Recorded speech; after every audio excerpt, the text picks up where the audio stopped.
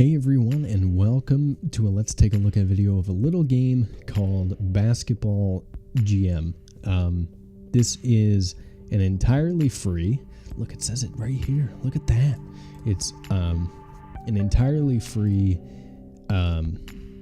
browser-based game where you are the GM of a professional basketball team. And you control one team at a given time. You control the roster, the finances, all that good stuff, and it's fun and it's enjoyable. And I've been playing it a lot over the past couple of months, so I figured I'd make at least one video on it. It's not a game that's really meant for a series by any stretch of the imagination, but I did want to make let's take a look at video of it because I enjoy playing it and it deserves to get some recognition. So I do have my own account, but I'm not going to log into it because there's no point. Yeah, we're going to delete that. And we're going to create a new league, and my standard name is Big League because I think I'm hilarious and I like to mock the United States President Donald Trump. But we're going to keep the difficulty on normal, and I picked Pittsburgh Rivers because I was born in Pittsburgh, lived there 8 years of my life, blah, blah, blah. You get the gist. So there's a lot going on this screen right here. This is your dashboard, has the standings for your conference. You can look at the league standings, has the team leaders for points, rebounds, and assists, league leaders, team stats for points allowed, rebounds, and assists, has your finances, your upcoming games, and your completed games. Now, the main way, and I think like the only way you can get fired, is if your team loses a lot and thus you don't turn a profit. So if you want to keep your job, you have to keep turning a profit year to year. And the more consistent you are, the more leniency you get.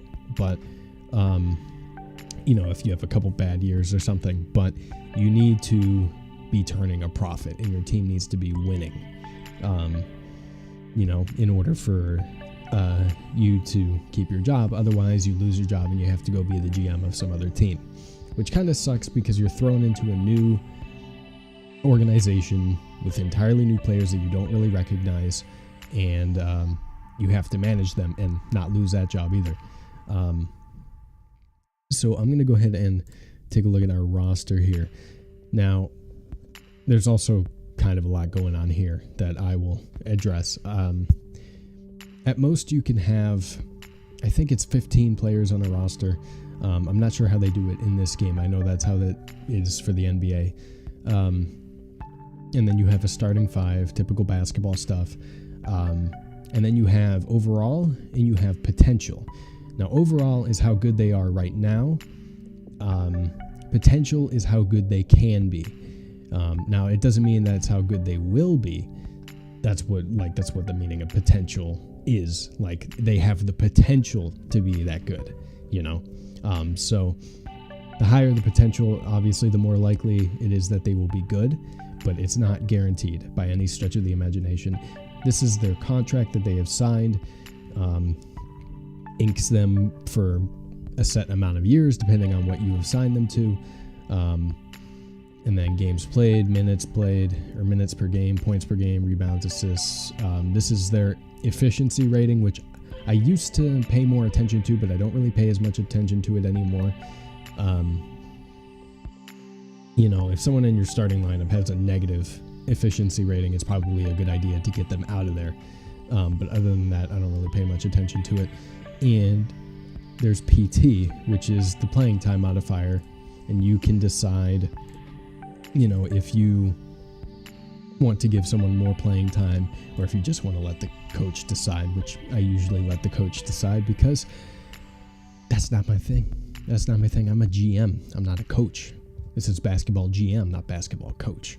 And then you can choose to cut players if you want to. So that's that. That's your main gist And then there's a bunch more going on over here. You can look at a bunch of different stats if you want to. Look at some stuff about the league in general, like playoffs when they're happening, finances across the league, history of the league, power rankings, transactions that other teams are making. You can look at your schedule, finances, history, etc. And then here you can sign free agents, make trades with other teams, put somebody on the trading block.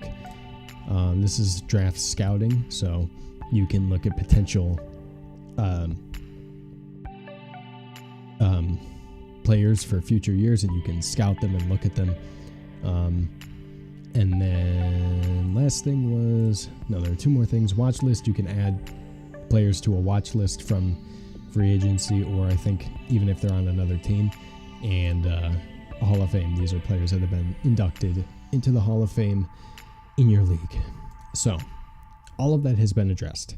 That was kind of a lot. It is kind of a lot. There's a lot going on. And typically what I do in the first season is I let everything play out until the playoffs. I let the entire season play out and see how things are.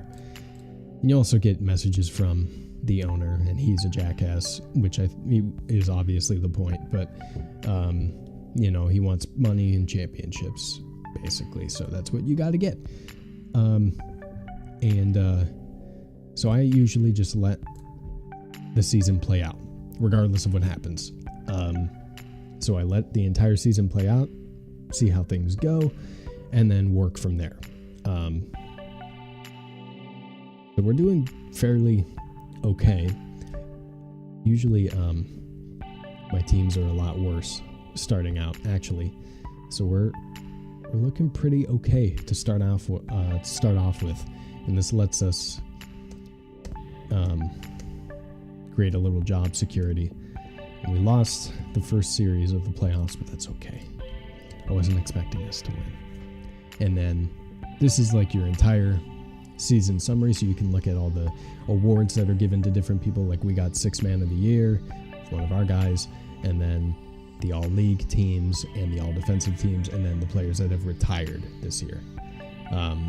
So a lot of statistics going on, like all across and all throughout this game. So if you're really into stats and not so much the actual playing, like this is for you.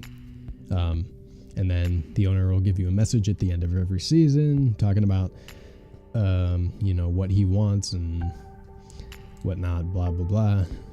And then you go to the draft and the draft lottery. Now, we're not going to be in the draft lottery because we made the playoffs.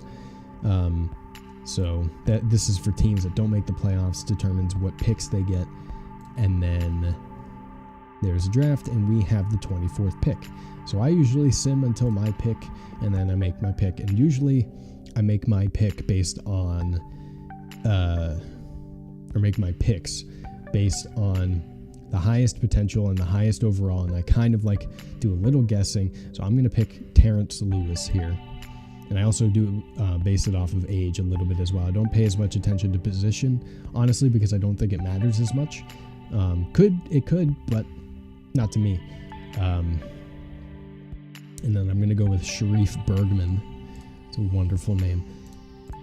And then here you re-sign players that are on your team. So we have, and there was a little notification down here that I saw out of the corner of my eye, but it was one of my players does not want to re-sign with me, which can happen, and it's usually your star players that end up doing that to you, for some reason or another.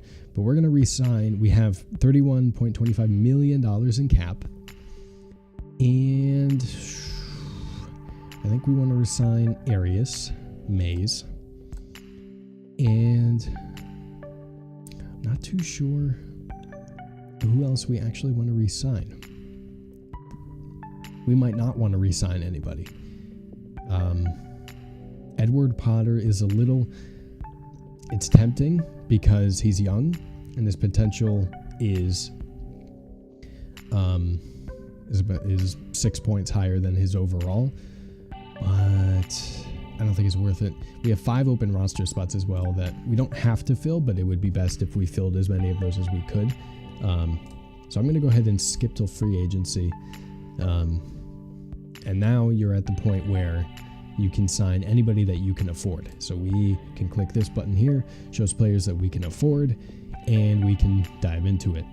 Now this guy, Xavier Ford, is looking real nice. I think we're gonna go with him. There are moods as well. So yellow is if they're annoyed, red is if they're insulted by your presence, gray is if they're willing to sign for the right price, and green is if they're eager to reach an agreement. So basically, if they're red, they're not going to want to sign with you. Yellow, gray, or green usually works out just fine. So we're going to go ahead and sign Xavier Ford to the contract he wants, and now we have him.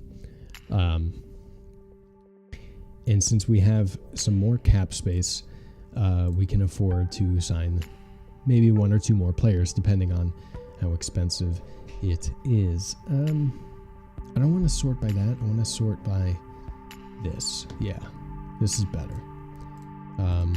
These guys are all in the red. They all hate me for some reason or another. You know, I'm just starting out, but that's fine. This guy has a very high potential and a low overall. He's young. I think I'm going to take the chance on him. And we still have some money, so we can keep going. Let's see, who else do we want?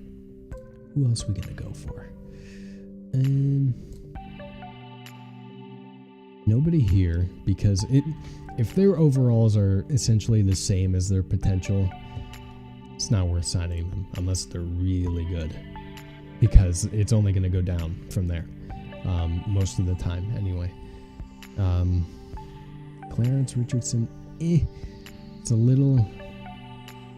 Luke Jackson, oh, he doesn't want to sign with us. I think we might take the chance on Clarence because, you know, why not? And then we have little money left, so we'll sign 1 more person. Ideally, you want to fill as many roster spots as possible so you have the most potential for good players to arise. So I think we'll go with Nemanja Munger, something. And then we'll skip the rest of the preseason and we'll go to the preseason, and then you'll see how their overalls and their potentials change. So they change at the end of every season, and you know, good players can get worse. Bad players can suddenly get really good, like Kentrell Werner, which was a good pickup on my part. And then usually how I do it is I sort it by top overall to lowest overall, regardless of position. Maybe not the best strategy. Position might play a role. Like if you have your point guard, shooting guard, small forward, power forward, center, like that typical roster setup. I think I don't know if it's ideal to have that or not. Haven't really looked into it. Regardless, I just put the players with the best overall in the starting lineup. It's kind of how I operate. So what we're going to do now is we're going to sort our bench as well, because if your bench is closer to the starting lineup, like sorted that way, they get more playing time, and I want the guys that have the higher overall to get more playing time. So do that. We'll sort him there. Grayson up there. Sharif up here. And I am quite terrible at making draft picks. You know, like 9 times out of 10, they're not going to pan out, which is my own problem. And from that point forward, I usually just skip the entire season and let it play out. I don't make any trades. I don't change the starting lineup. Also, probably not the best way to approach it, but it's just like, you know, like, it's not a matter of laziness. It's more like trades seem kind of difficult to pull off for one thing, but also I think the coach plays a lot in deciding who gets to play and like increases playing time for people that deserve it and stuff like that. So we missed out on the playoffs. However, that does mean that we are going to get a spot in the draft lottery. Now, we have essentially no chance of getting any one of these top picks. More likely than not, we're getting the 13th pick, but who knows? And we got the 13th pick, so we can go ahead and skip to the draft. Oh, okay, we got the 14th pick. All right, changing your mind, I guess. That's fine. Tim Brokaw looks like 100% the best option here. High overall, high potential, and he's only 20. So we'll take him, and then we'll take... Ooh, I think I'm going to take Marcus. Higher overall, potential is about the same. I think we're going to go with that. And then resign players. Bill Kerwin refuses to sign with you, no matter what you offer. Lovely. It's fine, we don't need him. We're not going to re-sign Kevin Klite. I didn't even know he was on our team. But we have a lot of money that we can use. And almost nobody wants to sign with us. Okay, so we'll sign Ryan Allen. Yes. We have a lot of leftover cap space, which will carry over into next season, which is good. Okay, Ryan Allen, we'll move him up. We'll move Tom up into the starting lineup, and then we'll just sort from here. Yeah, so the majority of our players got worse. It's usually how it rolls. With this lineup, we're most certainly not going to make the playoffs. And I am on the path to getting fired. Unless I fix things, which I might be able to do next season with the extra cap space. We'll see what happens. All right, we're playing. Yeah, there we go. We were playing well for a hot second. Not anymore, as expected. But yeah, I mean, like, this game is like, there's a lot to it in the simulation aspect, but you know, like it's really like for the people that are into simulations and like more of the management stuff rather than the actual playing. So, you know, and I'm more into the management side of things. I always loved the management stuff in NBA 2K and Madden and stuff like that. So this is my kind of thing. But if it's not your thing, it's not going to work out for you. So he's not going to fire us. Beautiful. Looking at the draft lottery, we're at the bottom because we played better than I thought we were going to, actually, which is unfortunate. But it's okay. We got the 14th pick. And let's see. I think we're going to go after Trevor Core. And then we'll go after Danny Gilder. Because why not? Why not at this point? We have $27.8 million in cap.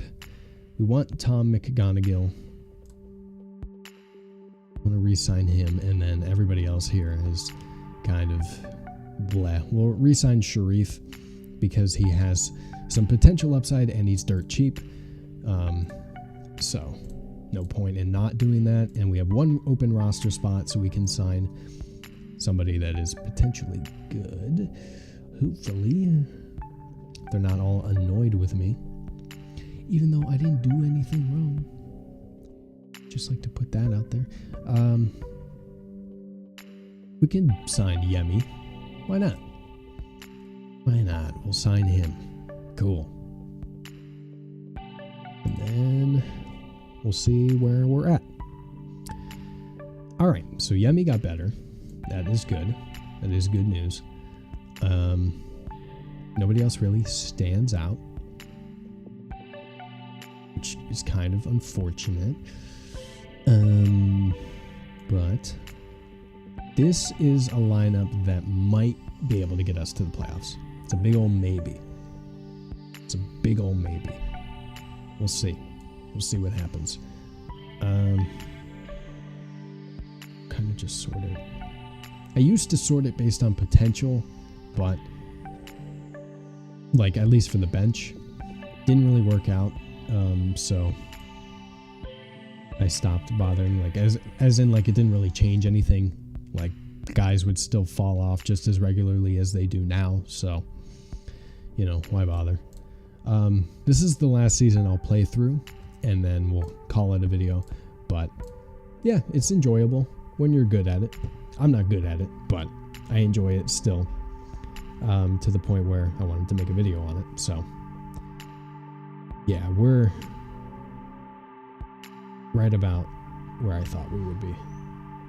Honestly, yeah. This is basically where I thought we were going to be. We still made the playoffs somehow, which is going to do well for our profit. We almost beat the first seed. That would have been pretty freaking sweet, but yeah. So he's not going to fire us. We made the playoffs, blah, blah, blah. That got him some profit, so he's happy. We're not going to be in the draft lottery. We got the 15th pick. Who are we going to take? We're going to take Gary Rousey. And we'll take... I'm not going to try and pronounce that because I can't. Does that make me ignorant? Yes. But I'm not going to try and act like I know how to. We're going to let Xavier Ford go because I think he's going to fall off, honestly. And we'll re-sign Ryan Allen.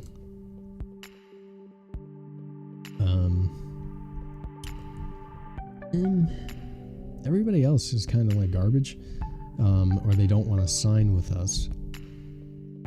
So we'll go ahead and let them all hit free agency. We'll hit free agency, try to find somebody. Okay, he doesn't want to sign with us. That's fine. Don't fucking sign with us then. I don't want you on my team. Schuler Lechner. He's eager to sign with us. We'll sign him. We've got some more cap space to work with. Damn it. None of the good people want to sign with us. What's the problem? Why do you hate me? What did I do? I know I'm not good, but I'll pay you whatever you want. Alright, let's see how we shape up. Please, for the love of God. Yeah, no, we don't look good. We look just as bad, if not worse, than we did last season. But it really just be like that sometimes, don't it? Yeah, this is a bad team. I almost always fail on the first team that I get, but the second team I get, I do much better. For whatever reason. I don't know. But yeah, this was Basketball GM. There will be a link down to it in the description box so you guys can play it and check it out for yourselves. It's completely free. You don't even have to make an account. So it's a good time. But with that being said, if you guys enjoyed this video, let me know down in the comment section below. Like the video and share it with your friends. Let me know you want to see more of any game series I do here on the channel. The link down to the game is in the description box down below if you want to pick it up for yourself.